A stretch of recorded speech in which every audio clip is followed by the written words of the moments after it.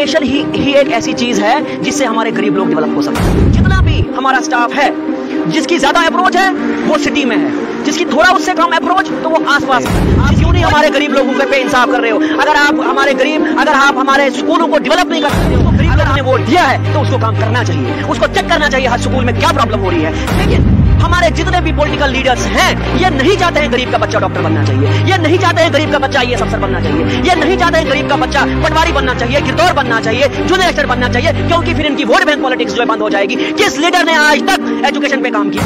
मुझसे पूछेंगे बताओ भाई हमारे बच्चे की क्या प्रोग्रेस है, हमारा बच्चा क्यों नहीं पढ़ रहा है? टीचर का सिर्फ और सिर्फ 40% रोल है, 60% रोल जो हमारे पेरेंट्स का।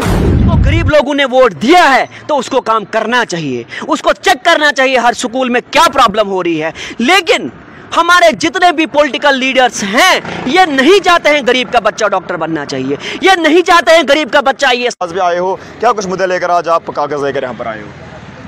देखिए, मैं पिछले 1 साल से, ऐसे में काम 12 साल से कर रहा हूँ, लेकिन 1 साल से मैं एक्टिवली काम कर रहा हूँ, एजुकेशन पे काम कर रहा हूँ मैं, क्योंकि एजुकेशन ही एक ऐसी चीज़ है जिससे हमारे गरीब लोग डेवलप हो सकते हैं। और जहाँ तक मैंने इसको एनालाइज किया, हमारा एजुकेशन का निज़ाम जो यहाँ डिफंक हो चुका है, क्योंकि मैंने इस पे पूरी स्टडी की। जितना भी हमारा स्टाफ है, जिसकी ज़्यादा अप्रोच है वो सिटी में है, जिसकी थोड़ा उससे कम अप्रोच तो वो आसपास में है, जिसकी कोई अप्रोच नहीं है तो वो पहाड़ पे है। इसलिए मेरी रिक्वेस्ट रहेगी सरकार से, जैसे आप आर्मी को फ्री हैंड देते हो आतंकवाद को खत्म करने के लिए, वैसे आप एजुकेशन डिपार्टमेंट को फ्री हैंड दे दो इस सिस्टम को ठीक करने के लिए। क्योंकि मैंने बहुत बार देखा, मैंने हर जगह देखा। आप देखिए हमारा कलिहान स्कूल, वहाँ पे हेडमास्टर नहीं है। आप देखिए हमारा बहली का स्कूल, वहाँ पे नहीं है। हेडमास्टर बनाने के लिए आपको कोई भी रिक्रूटमेंट नहीं करनी है, हेडमास्टर को बनाने के लिए आपको कोई स्पेशल पोस्ट नहीं निकालनी है, या प्रिंसिपल बनाने के लिए आपको कोई रिक्रूटमेंट नहीं करनी है। तो इसलिए आप क्यों नहीं कर रहे हो? आप क्यों नहीं हमारे गरीब लोगों के पे इंसाफ कर रहे हो? अगर आप हमारे स्कूलों को डेवलप नहीं कर सकते हो, अगर हमारे रूरल एरियाज के जितने भी स्कूल है वहाँ स्टाफ नहीं आएगा, तो आप हमारे गरीब लोगों के साथ इंसाफ नहीं कर रहे हो। लेकिन हमारे डिप्टी कमिश्नर इसके लिए हैं, या चीफ एजुकेशन ऑफिसर जो है, इनकी नीयत साफ है। आप देखिए कि हमारे डिप्टी कमिश्नर साहब ने 5000 डेस्क दिए, 5000 डेस्क दिए। वो कोई गवर्नमेंट ने नहीं दिए, वो डिप्टी कमिश्नर के असल रसूख से हमको मिले। लेकिन आप देखिए डायरेक्टर स्कूल एजुकेशन जो है वो इस पे काम नहीं कर रहे हैं, क्योंकि ATD किसने करनी है? ATD तो डायरेक्टर साहब ने करनी है ना। उसके बाद टीचरों को जो हमको हेडमास्टर मिलना है वो कमिश्नर सेक्रेटरी ने करना है, जो हायर सेकेंडरीज में प्रिंसिपल्स मिलने हैं वो कमिश्नर सेक्रेटरी ने करना है। लेकिन कहीं ना कहीं एरर जो आ रहा है वो मिनिस्टर का एरर है, और कमिश्नर सेक्रेटरी का एरर है, और डायरेक्टर स्कूल एजुकेशन जम्मू का एरर है। देखिए, हम इन सब की रेस्पेक्ट करते हैं, हम इन सब की इज्जत करते हैं, लेकिन अगर ये एजुकेशन डिपार्टमेंट जिस तरह बच्चों के मुस्तकबिल के साथ खिलवाड़ किया जा रहा है, 2 दिन पहले जो है क्लास 11 का रिजल्ट जो है डिक्लेयर किया गया, उसके बाद जो है बच्चों की तरफ से ये ग्रीवेंसेस देखने को मिले कि हमारे रिजल्ट के साथ जो है खिलवाड़ किया गया। उन बच्चों को पास निकाला गया जिन बच्चों के नंबर जो है 28 से नीचे, और जिन बच्चों के नंबर जो हमारे पास कुछ मार्क्स कार्ड भी यहाँ पर पड़े हुए, जिन बच्चों के नंबर 45 या 50 उन्हें फेल निकाला गया है। उसी के साथ साथ अगर मैं जिला डोडा के दोदरा जिला को, चाहे मैं भलेसा की बात करूँ या भी देकर दोदरा जिला की बात करूं, आप भी एज अ सोशल एक्टिविस्ट काम कर रहे हो। बच्चों का ये कहना है कि एग्जामिनेशन हॉल में जिस तरह का माहौल बनता है, मुझे लगता है कहीं ना कहीं बच्चों का ये कहना है कि हमारे एग्जामिनेशन सेंटर में जो है वो कैमराज इंस्टॉल होना बहुत ज़्यादा जरूरी है, क्योंकि मास कॉपी जो है वो भलेसा के इलाकों की बात करूँ या जिला डोडा की बात करूँ रोज पर, इस पर क्या कहना रहेगा आपका? देखिए, ये जो नकल का सिस्टम है, ये जो कॉपी का सिस्टम है, ये बंद होना चाहिए।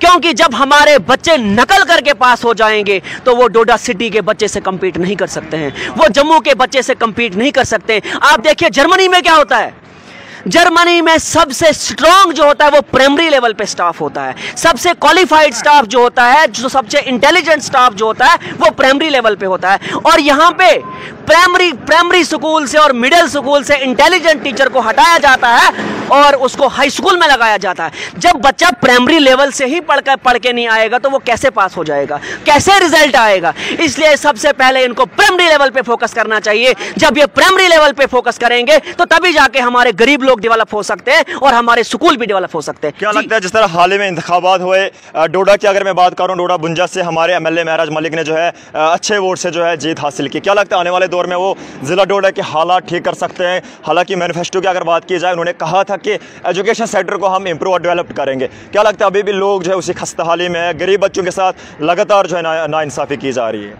देखिए, मैं किसी भी पॉलिटिकल लीडर के लिए कमेंट नहीं करता हूं, क्योंकि सबका अपना अपना काम करने का तरीका है।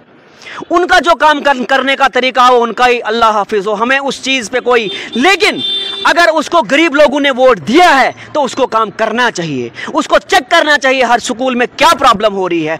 लेकिन हमारे जितने भी पॉलिटिकल लीडर्स हैं ये नहीं चाहते हैं गरीब का बच्चा डॉक्टर बनना चाहिए, ये नहीं चाहते हैं गरीब का बच्चा आईएएस अफसर बनना चाहिए, ये नहीं चाहते हैं गरीब का बच्चा पटवारी बनना चाहिए, गिरदौर बनना चाहिए, जूनियर एस्टेट बनना चाहिए, क्योंकि फिर इनकी वोट बैंक पॉलिटिक्स जो है बंद हो जाएगी। किस लीडर ने आज तक एजुकेशन पे काम किया? मैं पिछले 1 साल से काम कर रहा हूं, एजुकेशन पे काम कर रहा हूं कि हमारा एजुकेशन का सिस्टम जो है ठीक होना चाहिए, और जो मैंने पाया इसमें बहुत बड़ा नेक्सस है, इसमें बहुत बड़ी धांधली है। आप देखिए कि सारा का सारा स्टाफ जो है वो सिटी में है और रोल है ही नहीं, रोल जीरो है। अगर आपके पास सिटी के स्कूल में रोल ही नहीं है, वो टीचर को मुफ्त तनख्वाह क्यों दे रहे हो आपको?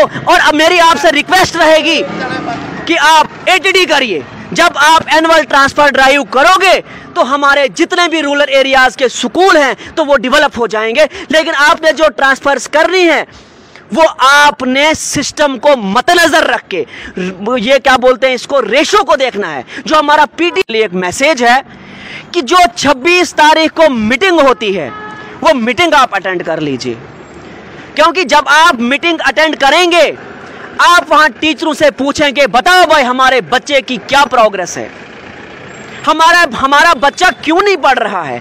लेकिन जब तक ना आप मीटिंग अटेंड करोगे, क्योंकि मैं बार बार कहता हूं कि टीचर का सिर्फ और सिर्फ 40% रोल है, 60% रोल जो हमारे पेरेंट्स का रोल है।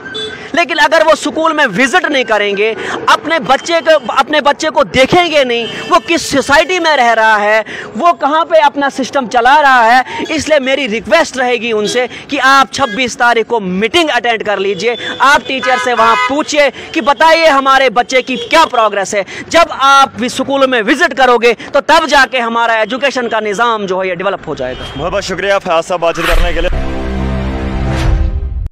आज हम बात करेंगे आयुष्मान कार्ड के बारे में। आप सबको पता है और आप सबके पास आयुष्मान कार्ड होगा भी। मैं आपको बता दूं, सरकार ने आयुष्मान कार्ड बनाए थे हम लोगों के, जब भी हम कोई बीमार हो या हमारी फैमिली में कोई बीमार हो, हमारे मेडिकली हेल्प के लिए। बट कुछ हॉस्पिटल्स ऐसे हैं जो सीधा इनकार कर देते हैं कि हमारे यहाँ पे जो है आयुष्मान कार्ड नहीं वैलिड है। ये बिल्कुल रॉन्ग है, क्योंकि कश्मीर से ये मामला आया है, उधमपुर से, इवन कि जम्मू से भी सामने निकल कर आया है कि वहां पे मरीज को या उनकी फैमिली मेंबर्स को सीधा मना कर दिया गया है कि आयुष्मान कार्ड यहाँ पे वैलिड ही नहीं है। अगर सरकार ने ये चीज बनाई है तो वैलिड क्यों नहीं है? जम्मू के गांधीनगर हॉस्पिटल से भी ये मामला निकलकर सामने आया है, जिन्होंने साफ तौर पर इनकार कर दिया है कि आयुष्मान कार्ड यहाँ पर वैलिड नहीं है। इंसान के अगर ये आयुष्मान कार्ड मिला है तो वो इसको यूज करेगा। जैसे कि कुछ गरीब भी होते हैं जिनके पास इतने पैसे नहीं होते हैं कोई बड़ी बीमारी है, किसी चीज का भी इलाज करवाने के लिए, तो उन लोगों को इस कार्ड से काफी हेल्प मिलती है। वो जब ये कार्ड यूज करते हैं तो वहां पे उनको साफ तौर पे मना कर देते हैं कि ये कार्ड यहाँ पे वैलिड नहीं। सोचिए उन लोगों का हाल क्या होगा। तो मैं आपको यही बोलूंगी, अगर कभी आपको ऐसा लगे कि कोई आपको मना कर रहा है या कोई हॉस्पिटल आपको साफ तौर पर इनकार कर रहा है, तो अब आप उसकी कंप्लेंट जो है वो करवा सकते हैं। हाँ जी, बिल्कुल सही सुन रहे हैं आप। आयुष्मान कार्ड को यूज करते समय अगर कोई हॉस्पिटल आपको मना करता है तो आप उसकी कंप्लेंट जरूर दर्ज कीजिए, क्योंकि सरकार ने ये कार्ड हमारी हेल्प के लिए बनाया है। हमारे किसी फैमिली मेंबर को कोई प्रॉब्लम है उसके लिए बनाया है। हर किसी ने आयुष्मान कार्ड अपनी हेल्प के लिए ही बनाया, तो वो यूज क्यों ना करे। अगर ये यूज करने के लिए ही बनाया तो उसको आप हॉस्पिटल्स वाले क्यों बोल देते हैं कि वैलिड नहीं है। तो मैं आपको यही बोलूंगी कि कोई भी अब आपको किसी भी हॉस्पिटल में मना करे, चाहे वो कश्मीर हो, उधमपुर हो, जम्मू ही क्यों ना हो, आप उनकी कंप्लेंट जरूर कीजिए, क्योंकि आयुष्मान हमारी हेल्प के लिए है। आप इस चीज का फायदा जरूर उठाएं। सरकार की तरफ से अगर हमें कोई हेल्प मिल रही है तो उस चीज को हम यूज क्यों ना करें। आप इस चीज को ध्यान रखिए कि आगे से अगर आपको कोई भी मना करे तो आप उसकी कंप्लेंट करवाने में बिल्कुल हिचके नहीं, आप जाके कंप्लेंट जरूर कराएं। आप देख रहे हैं इंडियन ट्रिब्यून न्यूज 24/7। मैं हूं पंखुड़ी, धन्यवाद। नमस्कार, आप देख रहे हैं इंडियन ट्रिब्यून न्यूज 24/7। मैं हूं पंखुड़ी। इस समय की खबर जो मैं आपको बताने जा रही हूँ, आप भी सुनकर शॉक हो जाएंगे, क्योंकि हम अक्सर अपने बच्चों को जो है अपने फ्रेंड्स के घर पे अलाउ करते हैं जाना। हम बोलते हैं कि चलो बच्चे फ्रेंड्स होते हैं, उनके घर पे आना जाना बच्चों का लगा रहता है। मगर मैं आपको बता दूं, ये खबर जो मैं आपको सुनाने जा रही हूँ, इसमें 13 साल की एक लड़की जब अपनी फ्रेंड के घर पे जाती है, वहां पे उसके साथ जो होता है उसको सुन के आप शॉक हो जाएंगे। क्योंकि बावे का ये मामला सामने निकल कर आया है, जहां पे एक 13 साल की लड़की दिन के समय अपनी फ्रेंड के घर पे जाती है। वहां पे उसके साथ एक लड़के ने जो है वो दुष्कर्म यानी कि रेप किया उसका। आप सही सुन रहे हैं, एक 13 साल की बच्ची जो है जिसका एक लड़के ने जो है रेप कर दिया, वो भी उसकी फ्रेंड के घर पर ही, बावे के बिल्कुल पुलिस स्टेशन के 500 मीटर दूरी पे जो है, वहां से ये मामला निकल कर सामने आया है। ये सब होने के बाद वो बच्ची जो है खुद पुलिस स्टेशन में गई, वहां जाकर उसने पूरी जो कहानी है, ये सब बातें जो है पुलिस वालों को बताई। वहां से उसकी फ्रेंड और उस लड़के को अरेस्ट भी किया गया। और मैं आपको बता दूं, अरेस्ट करने के बाद पॉस्को एक्ट के अकॉर्डिंग उन दोनों को गिरफ्तार भी किया गया, उनपे कड़ी से कड़ी कार्रवाई भी की जा रही है। इस टाइम पे बच्चों का फ्रेंड के घर पे आना जाना भी अब सेफ नहीं है, क्योंकि फ्रेंड्स ही जो होते हैं जिनके पास बच्चे जाते हैं, लेकिन अब तो वो भी सेफ नहीं है जिनके पास वो जाके कुछ भी उनके घर में जाना या उनसे मिलना भी अब सेफ नहीं रहा। आपका क्या कहना है इस खबर को लेके, हमें जरूर बताएं। और आप देख रहे हैं इंडियन ट्रिब्यून न्यूज, मुझे दीजिए इजाजत, धन्यवाद। इंडियन ट्रिब्यून न्यूज के माध्यम से दिखाना चाहूंगा आज आपको जम्मू की तस्वीरें। आप देख सकते हैं ये तूफान जो है जम्मू में पूरे जोरों से, मौसम ने बदले अपने मिजाज। आप देख सकते हैं इंडियन ट्रिब्यून न्यूज के माध्यम से मैं दिखाना चाहूंगा आपको ये तस्वीरें।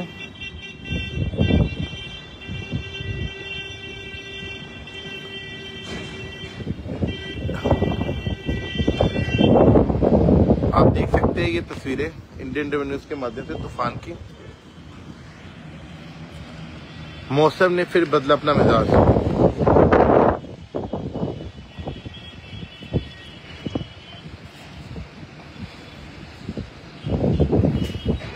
और मैं पूछना चाहूंगा कि कहाँ पे मौसम खराब है जम्मू कश्मीर में।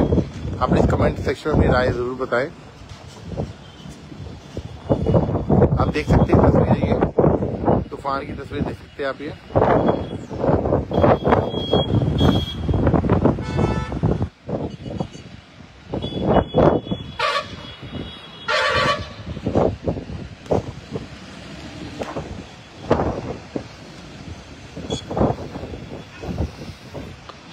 मैं बताना चाहूंगा इंडियन ट्रिब्यून न्यूज के माध्यम से, आप देख सकते हैं तूफान जम्मू में, मौसम ने फिर बदला अपना मिजाज।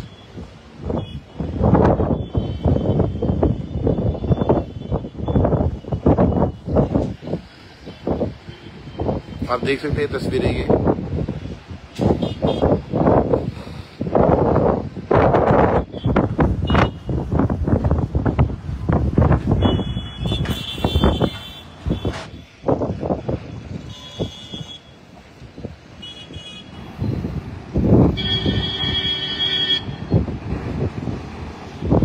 आप देख सकते हैं तूफान पूरा जोरों से है। मौसम आप देख सकते हैं बारिश वाला मौसम हो चुका है।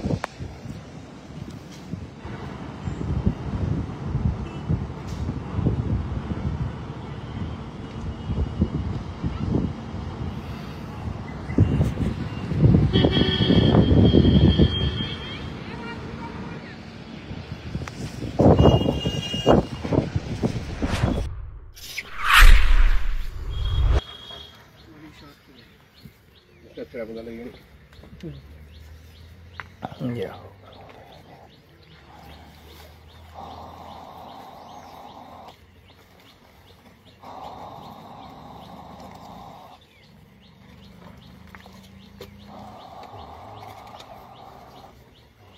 बस वैसे थोड़ी छोटो इसको आगे उठो गई इस साइड दोस्तों आगे उठो साइड को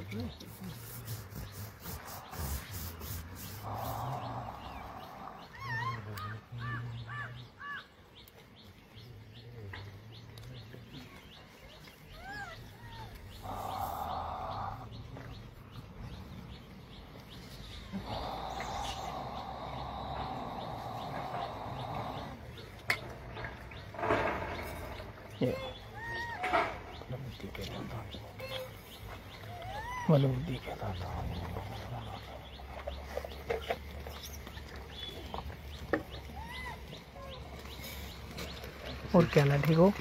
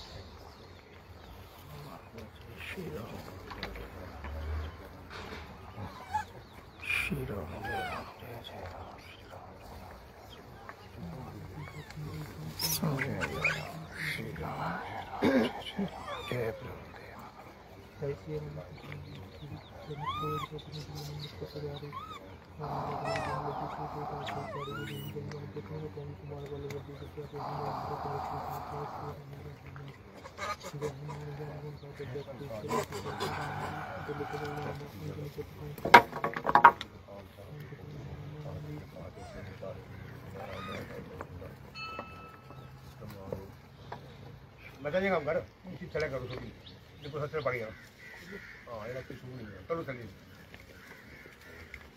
या पीछे की लाओ और पीछे की ला जाओ बड़े नहीं जाएगी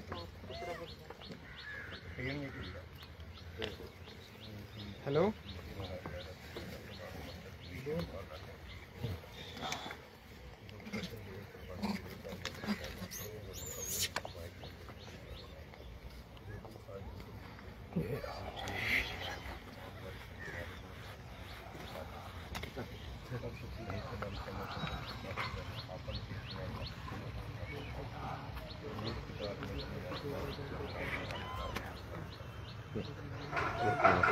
करेंगे सब बनाने दे निकी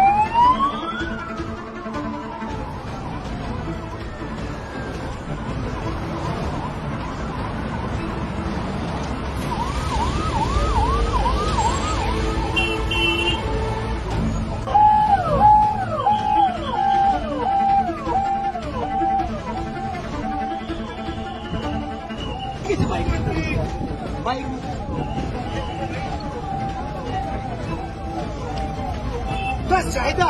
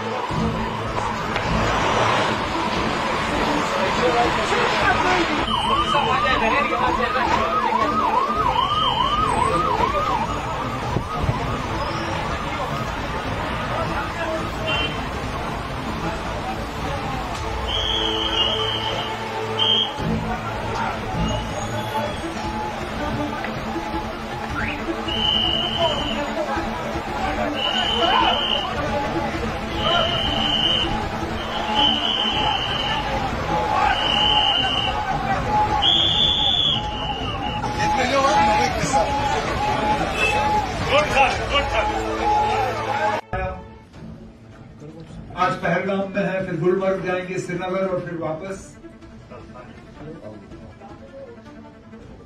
और हमारे लिए हौसला अफजाई की बात यह बनती है कि जब शुरू में अभिजीत ने इस ग्रुप के हवाले से बात की तो कहा था कि मैं 20-25 लोगों को अपने साथ लाना चाहता हूं।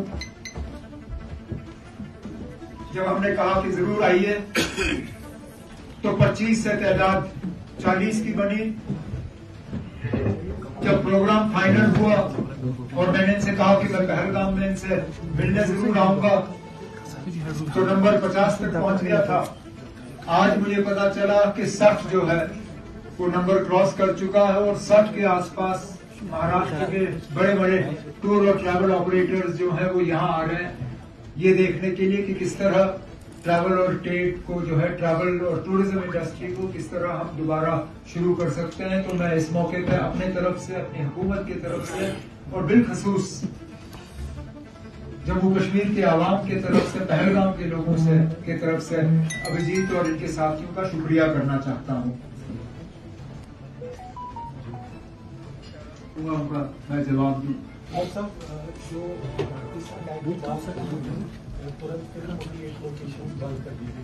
उसको पहलगाम की भी लोकेशन है, बाइसर और उसके अलावा आलू।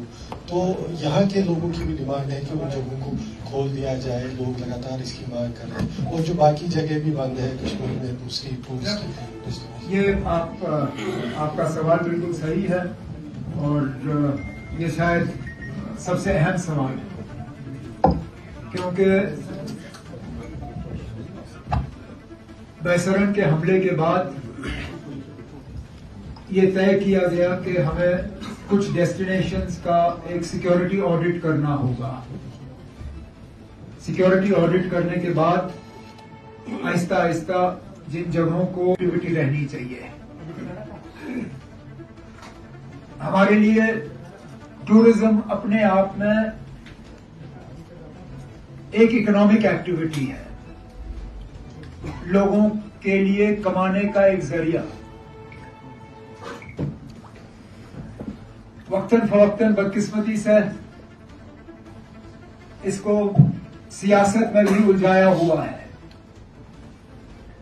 लेकिन मेरी हुकूमत की तरफ से मुकम्मल ये कोशिश रहेगी कि हम टूरिज्म को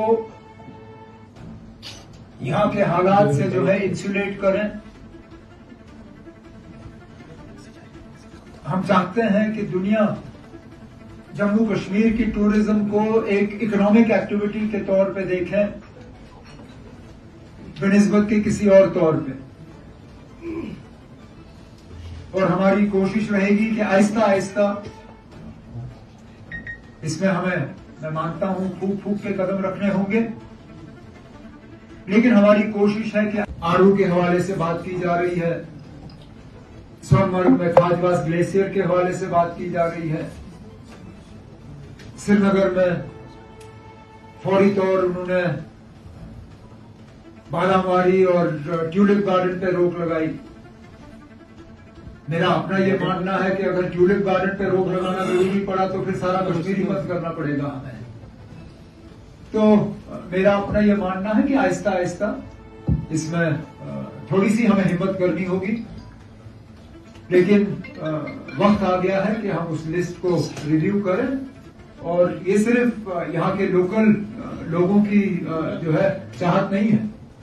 मैं जिन जिन टूरिस्टों को मिला फिलहाल अभी तक पहलगाम, उन सबों ने मुझे यही कहा कि हम आए पहलगाम, अपनी मर्जी से आए, खुशी से आए, हमें यहाँ आते हुए बड़ा अच्छा लग रहा है, लेकिन मेहरबानी करके हमें एक छोटी सी जगह तक मत बांधिए, हमें पार्क्स तक आने दीजिए, हमें बेताब वैली जाने दीजिए। बेशक फिलहाल बैसरन आप नहीं खोल सकते, वो हम समझ सकते हैं, लेकिन जो बाकी पहलगाम के आसपास के इलाके हैं कम से कम उनको जो है दोबारा खोलने पे सोचा जाना चाहिए, और हम वो कर रहे हैं। उमर साहब यहाँ से सर, जैसा कि पहलगाम बैसरन हमले के बाद कुछ राज्यों से मंत्री आए थे और यहाँ से पर्यटकों को ले गए अपने राज्यों की ओर, क्या आप यहाँ पे अभी उम्मीद कर रहे हैं कि वैसे ही वहाँ के मंत्री कुछ अब यहाँ पे आएंगे पर्यटकों को लेकर, इस तरीके से निकाला था? हमें जरूरत नहीं है कि उनके मंत्री उनको एस्कॉर्ट करें। उस वक्त हालात कुछ ऐसे थे कि वो जल्दी यहाँ से निकलना। कुछ दिन पहले भी मैंने आपको एक वाटरमेलन पे न्यूज दी थी कि मार्केट में कुछ भी ऑर्गेनिक नहीं रहा है, तो आप देख रहे थे वो कश्मीर से वीडियो निकलकर सामने आई थी कि वाटरमेलन के ऊपर वो आदमी कैसे वो प्लास्टिक की शीट की तरह बिल्कुल पतली पतली लेयर्स जो है वो खींच के निकाल रहा था। आज भी मैं वही न्यूज आपके लिए लेकर आई हूँ, एक और वाटरमेलन को लेके जो एक स्कैम बोल दीजिए आप, जो मैं आपको बताने जा रही हूँ। आप देख सकते हैं ये जस्ट अभी जो है मार्केट से परचेज करके हम घर लेकर आए। जैसे कि आपको पता ही है कि समर्स में सबको ही वाटरमेलन बहुत पसंद होता है, और ये हाइड्रेशन के लिए भी अच्छा होता है, क्योंकि गर्मियों में और ये हीट वेव चल रही है उस टाइम पे वाटरमेलन बहुत ही नीड है सबको खाने के लिए, क्योंकि हाइड्रेशन में बहुत ही ज्यादा फायदेमंद होता है, इसके काफी सारा बेनिफिट्स हैं। मगर मार्केट में जैसे कि कुछ भी ऑर्गेनिक नहीं है, मैंने पहले भी आपको बताया था, मैं आपको बता दूं कि जैसे ही ये वाटरमेलन हमने घर लेके आए, पहले तो सबसे पहले आप इस पे देखिए ये जो व्हाइट कलर के स्पॉट्स हैं, आई डोंट नो ये क्या है, किस चीज के हैं, क्योंकि मैंने तो कभी ऐसे स्पॉट्स देखे ही नहीं। और कुछ लोग बोलेंगे कि आप ऐसा देख क्यों आए, बट मैं आपको बता दूं हर चीज हम लेडीज तो परचेज करने नहीं जाती, ऑब्वियस है जेंट्स भी कुछ चीजें लेके आएंगे।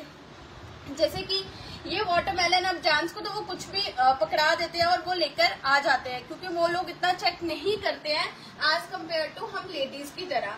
बट जब अगर आप जेंट्स को भी कोई चीज दे रहे हैं तो आप वो भी देख के दीजिए। आप देख सकते हैं जैसे कि ये वाटरमेलन अभी आया और मैंने जैसे इसको चेक किया तो सबसे पहले तो ये व्हाइट स्पॉट्स देख के मैं हैरान थी कि ये है क्या, क्योंकि किसी भी वाटरमेलन पे ऐसे व्हाइट स्पॉट्स मैंने देखे नहीं है। और आप देख सकते हैं कि ये वाटरमेलन जो है मैं अपना नेल ही खाली यूज कर रही हूँ और इस पे से भी वैसे ही सेम जो लेयर्स हैं वो निकल रहे हैं। अब आप देख सकते हैं, ये देखिए सेम वैसे ही जो लेयर्स हैं वो भी इस वाटरमेलन के ऊपर से ऐसे करके जो है वो निकल रहे हैं। चाहे मैं नेल्स यूज करूं चाहे मैं ऐसे भी इसको पुल कर रही हूँ तो ये जो लेयर्स हैं शीट की जैसी है, कुछ प्लास्टिक, इवन कि इसका कलर भी आप देख सकते हैं मेरे हाथ पे कि कलर भी इसका निकल के मेरे हाथ पे लग चुका है। आप सोचिए कि ये शीट, आप खुद इसको करीब से देखिए कि ये क्या है और ये सामने प्लास्टिक की तरह जो है वो दिख रहा है। इसका कलर आप देखो, अगर ये सही वाटरमेलन होता तो ये कभी अपना कलर नहीं छोड़ता, क्योंकि जो चीज प्योर होगी वो कलर नहीं छोड़ती। ये देखिए आप यहाँ से ऐसे देख सकते हैं कि ये बिल्कुल एक शीट की तरह जो एक लेयर है इस पे ऐसे लग रहा है कि फिक्स की है किसी तरीके से, या इसको इंजेक्शन के थ्रू कलर दिया है। क्योंकि ये देखो, ये देखिए आप ऐसे शीट्स की तरह जो है ये जैसे कलर दिया है और ये एक तरह की शीट्स की तरह ये निकल रहा है और इसका कलर जो है वो पूरी तरह से मेरे हाथ पे, चाहे वो सीधा हाथ हो चाहे उल्टे हाथ में, मैं आपको बता दूं वो लग रहा है। तो आप सोच सकते हैं कि अभी कुछ दिन पहले ही जैसे मैंने ये न्यूज की थी कि वाटरमेलन हो या कोई भी फ्रूट या वेजिटेबल वो ऑर्गेनिक नहीं है, सेम हो रही है। तो मैं आपको ये बोलना चाहूंगी कि जो भी इंस्पेक्शन वाले हैं प्लीज एक बार मार्केट में जाकर इंस्पेक्शन जरूर कीजिए, क्योंकि जरूरी नहीं है मार्केट में हर चीज आपको प्योर मिल रही है। तो जो भी इंस्पेक्शन के लिए जाते हैं मार्केट में, मैं एक बार बोलूंगी कि वो पर्सनली जाकर प्लीज वहाँ पे इंस्पेक्शन जरूर कीजिए कि जो मार्केट में हमें फ्रूट एंड वेजिटेबल्स वो दे रहे हैं वो प्योर है भी है कि नहीं। उन पे सख्त से सख्त कार्रवाई होनी चाहिए कि आखिर वो लोगों को बीमार करना चाहते हैं या उनको गर्मी से बचाना चाहते हैं। क्योंकि अगर गर्मी से बचाना चाहते हैं तो ये वाटरमेलन की हालत ऐसी नहीं होनी चाहिए थी। अगर वो हमें बीमार करना चाहते हैं तो फिर तो ये वाटरमेलन एज इट ऐसा ही आएगा घर पे और ऐसा ही आना चाहिए, क्योंकि वो अगर उनको है कि हमने कोई चीज ऑर्गेनिक नहीं देनी है। आप सोचें ये जो वाटरमेलन है इसका कितना ज्यादा कलर और ये शीट जैसा जो निकल रहा है, आप अपने बच्चों को क्या, आप किसी बड़े को भी ये शायद ना दें, क्योंकि बच्चों को जैसे स्कूल्स में आजकल फ्रूट ब्रेक्स होती हैं, बच्चों को मॉर्निंग में फ्रूट लेकर जाना ही जाना है और बच्चों को वैसे भी गर्मियों में वाटरमेलन्स, मैंगो बहुत पसंद होते हैं। लेकिन मुझे नहीं लगता ये वाटरमेलन जिसकी ये हालत है ये हम मार्केट में ला के अपने बच्चों के लिए फ्रूट पैक करके उनको स्कूल में देंगे, क्योंकि ये वाटरमेलन खाने के लायक तो नहीं है। तो आपका क्या कहना है इस खबर को लेके? ज्यादा से ज्यादा ये वीडियो जो है वो शेयर करें और आप लोग भी सतर्क रहें, अलर्ट रहें, क्योंकि मार्केट में जो है ऐसी मिलावट वाली चीजें अब आ चुकी है। क्योंकि वाटरमेलन सबको पसंद है तो आई थिंक इसको सबसे ज्यादा टारगेट किया गया है वाटरमेलन को, क्योंकि लोग यही चीजें जो है ज्यादा पसंद करते हैं इस टाइम पे खाना। तो अब क्या मैंगो में भी मुझे लगता है कि एक बार हमें जो भी चीज लेनी होगी उनके सामने वहाँ कट करके चेक ही करनी पड़ेगी। तो आप लोगों का क्या कमेंट करके जरूर बताएं और इस वीडियो को ज्यादा से ज्यादा शेयर जरूर करें। इस वीडियो को देखिए, हम सबके लिए जरूरी खबर हो सकती है। आपको नोटिस निकाला गया है जिसमें बताया गया है कि जून में 4 दिनों तक जो कि मार्केट्स बंद रहने वाली है। अभी फिलहाल ये नोटिस आप देखते चलिए, ये जो नोटिस है इस पर साफ लिखा गया है कि राष्ट्रीय रोड शॉपकीपर एसोसिएशन के द्वारा, जहां पर बताया गया है कि अगले 4 दिनों तक जो कि जो मार्केट्स है वो बंद रहने वाली है। इसमें फिलहाल कौन कौन सी मार्केट्स है वो भी मैं आपको बताऊंगी और ध्यान से सुनिएगा इस वीडियो को और साथ ही साथ शेयर जरूर करते चलिएगा। फिलहाल 4 दिन तक यानी 19, 20, 21 और 22 जून को मार्केट्स बंद रहने वाली है। और साथ ही साथ आपको भी अगर कोई काम हो तो इन दिनों से पहले ही निपटा ले, क्योंकि अगर आप इन दिनों के बीच मार्केट्स आते हैं तो काफी ज्यादा दिक्कतों का सामना भी आपको करना पड़ेगा और मार्केट्स आपको यहाँ पर बंद दिखेंगी। साथ ही साथ आपको बता दूं कि फिलहाल ये जो नोटिस है आज आया है जिसमें बताया गया है कि 19, 20, 21 और 22 जून को जो कि मार्केट्स बंद रहने वाली है। ऐसे में फिलहाल जितने भी दुकानदार हैं उन्हें भी दिक्कतों का सामना करना पड़ सकता है, इसलिए आप अपने काम जो कि पहले ही निपटा लें। और आपको बता दें कि अभी फिलहाल हम जम्मू की ट्रेड मार्केट में मौजूद हैं और यहाँ के दुकानदारों से भी जरूर जानेंगे कि गर्मियों के कारण किस तरह का जो इस वक्त कस्टमर्स का रुझान है, कस्टमर्स किस तरीके से यहाँ पर आ रहे हैं, तो ये भी जरूर जानेंगे। फिलहाल कुछ दुकानदार हमारे साथ मौजूद हैं। अंकल जी, क्या नाम है आपका? मेरा नाम गौतम गुप्ता है। क्या कहना चाहेंगे कि गर्मियाँ काफी ज्यादा बढ़ चुकी हैं और जो कस्टमर्स हैं वो यहाँ पर किस तरीके से आ रहे हैं और गर्मियों के कारण क्या प्रभाव जो कि आपके काम पर पड़ा है? देखिए, पहले तो इंडो पाकिस्तान जो लड़ाई के कारण भी जो हमारा मैक्सिमम जो कस्टमर हमारा जो है टूरिस्ट है, और उस कारणवश जो कि टूरिस्ट थोड़ा सा डर गया कि यहाँ पे इंडिया पाकिस्तान की लड़ाई लग रही है, उस कारणवश तो बड़ा नुकसान हुआ है हमारे कस्टमर के रिलेटेड। बाकी हिंदुस्तान ने करारा जवाब दे के पाकिस्तान को उसकी औकात दिखा दी है, तो उससे हमारे को जो नुकसान हुआ उससे हमारे को परेशानी नहीं है। मगर अब हमें आपके चैनल के माध्यम से हम चाहते हैं कि नेशनल न्यूज़ भी इसको कहे कि जम्मू अब सिक्योर है। जम्मू जो पहलगाम में जो हमला हुआ था वो यहाँ से 300 किलोमीटर दूर हुआ था, और जम्मू प्रोविंस जो है खुशहाल इलाका है, और यहाँ पे आप घूमने के लिए भी आ सकते हैं, और यहाँ पे दर्शनों के लिए भी बड़ी बड़ी अच्छी जगह, काली माता का मंदिर है, तिरुपति बालाजी का मंदिर है, रघुनाथ जी का मेन मंदिर है, और माता वैष्णो देवी का प्राचीन मंदिर है। तो उन मंदिरों को देखने के लिए आना चाहिए। और साथ में यहाँ पे हिली एरिया बहुत बढ़िया है, यहाँ पे सुकराला माता मंदिर है और वहाँ अच्छी जगह देखने वाली है। आप यहाँ पे अपना पटनीटॉप चले जाइए, आप मानतलाई, सनासर, मानतलाई, सुधमा देव, ये जगह देखने वाली हैं जो कश्मीर से हट के है। अगर आप कश्मीर से बेटर और सेफ और सिक्योर देखना चाहते हो तो वो हमारा जम्मू प्रोविंस है, वहाँ पे आना चाहिए। सर, आप किस तरह देखते हैं? आपको लगता है कि गर्मी के कारण कुछ आपके बिजनेस पर इफेक्ट पड़ा है? गर्मी के कारण तो पड़ता ही है, ऐसी बात नहीं है। सुबह शाम दोपहर को लोग कम निकलते हैं, शाम को लोग आते हैं। बाकी ये कारण टेररिस्ट के कारण वैष्णो देवी यात्रा वो कम हो गई है, तो वो वैष्णो देवी यात्रा को रिवाइव जरूरी करना है।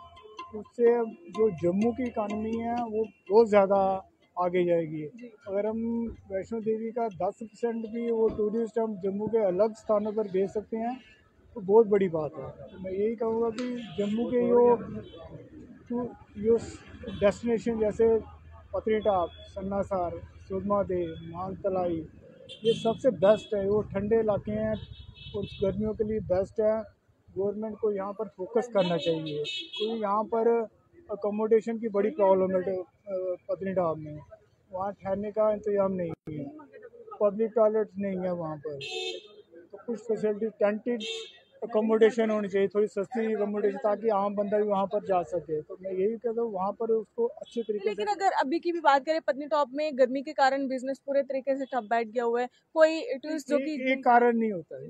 देखिए, आम बंदे को जाने के लिए वहाँ पर आप आएंगे 5,000 रुपये का होटल, जी 4,000 रुपये का होटल, कौन जम्मू का बंदा यहाँ आएगा वो 5,000 रुपये के एक रात के लिए? तो उसके लिए मैं वही कह रहा हूँ कि गवर्नमेंट को चाहिए वो टेंटेड अकोमोडेशन बनाया जाए वहाँ पर। पब्लिक वहाँ पब्लिक टॉयलेट्स नहीं है, आप कभी जाकर देखना, एक ही पब्लिक टॉयलेट है वहाँ पर, इतना बड़ा पत्नीटॉप होने के बाद। तो वहाँ कम्युनिटी किचन्स बनाई जाए ताकि लोग अपना सामान लेकर वहाँ पर, एक खाने के लिए वहाँ पर कुछ नहीं है। अब 5,000 रुपये का कमरा अगर आपको 500 रुपये का टेंट मिल जाता है तो कौन नहीं जाएगा। तो ट्रांसपोर्ट सिस्टम नहीं है वहाँ पर। आपने आम बंदे ने अगर पत्नीटॉप जाना होगा वो पहले तो अपनी गाड़ी का इंतजाम करेगा, आम बंदा नहीं कर सकता। उसके लिए मैं चाहता हूँ जम्मू से पत्नीटॉप स्पेशल टूरिस्ट बस लगनी चाहिए, और कम से कम 2 बसें जो जाए और आए। अगर रश बढ़ता है तो और बढ़ाया जाए ताकि आम बंदा भी उसमें जाने में अप्रोच उसकी हो जाए। ये ज़रूरी है, ये एक मैसेज बड़ा ज़रूरी है, ये ज़रूर देना चाहिए। देखिए, फिलहाल तमाम जो कि यहाँ पर दुकानदार है, कईयों से बातचीत भी हमने की और फिलहाल क्या कुछ उन्होंने कहा वो भी आपने सुना। लेकिन आपको बता दूं कि जून में अब 4 दिनों तक जो मार्केट्स है वो बंद रहेंगी। 19, 20, 21 और 22 जून को मार्केट्स बंद रहेंगी, जिसके बाद काफ़ी ज़्यादा दिक्कतें भी आ सकती है। अभी भी फिलहाल अगर आप मार्केट्स की ओर देखेंगे तो जो लोग हैं वो कहीं ना कहीं बहुत ज़्यादा कम है। जो मार्केट्स की सड़कें हैं वो कहीं ना कहीं सूनी पड़ी हैं, क्योंकि जो गर्मी है वो काफ़ी ज़्यादा बढ़ चुकी है। और ऐसे में फ़िलहाल अभी बताया जा रहा है कि 4 दिनों तक जो मार्केट्स बंद रहेंगी उनमें बताया जा रहा है कि राज सिल्क रोड, पटेल बाज़ार, कनक मंडी, लिंक रोड, पुरानी मंडी और साथ ही साथ रेजिडेंसी रोड की मार्केट्स बंद रहने वाली हैं।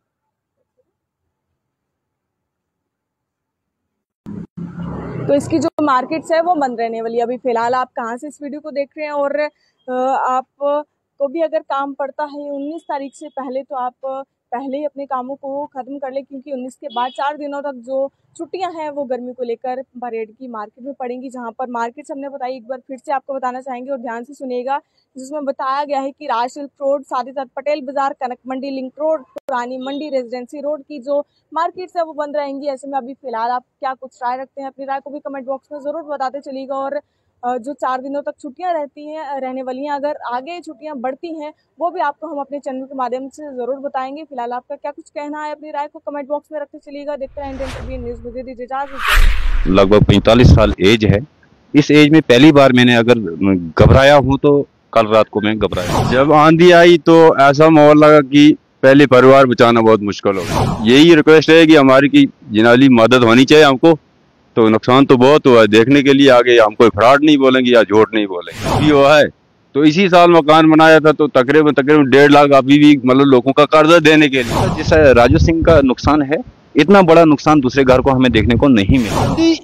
तेज हवा के बाद जमीनी हकाइक क्या बता रहे हैं, किस तरह का नुकसान है और जिला इंतजामिया तक किस तरह की रिपोर्ट है, जिला इंतजामिया इन सब चीजों को लेकर क्या कुछ कर रही है, कितना नुकसान है, आप लोगों तक और जिला इंतजामिया तक पहुंचाने की भरपूर कोशिश करूंगा।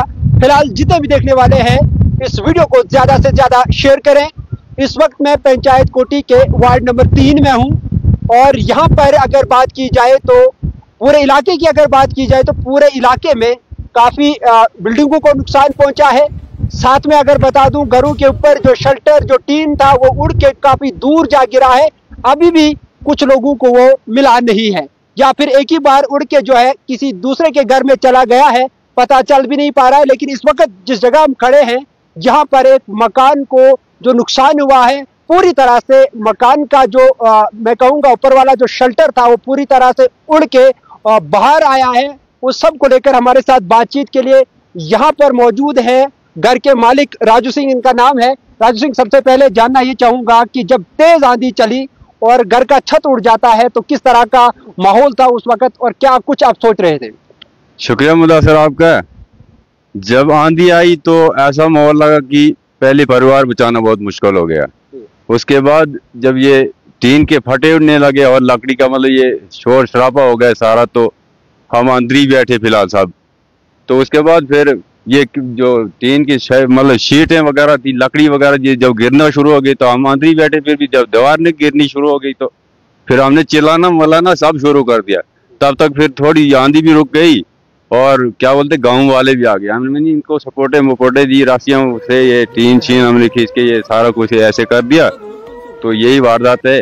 तो नुकसान काफी हुआ है। तो इसी साल मकान बनाया था तो तकरीबन 1.5 लाख अभी भी मतलब लोगों का कर्जा देने के लिए है। तो यही रिक्वेस्ट है कि हमारी की जिनाली मदद होनी चाहिए हमको।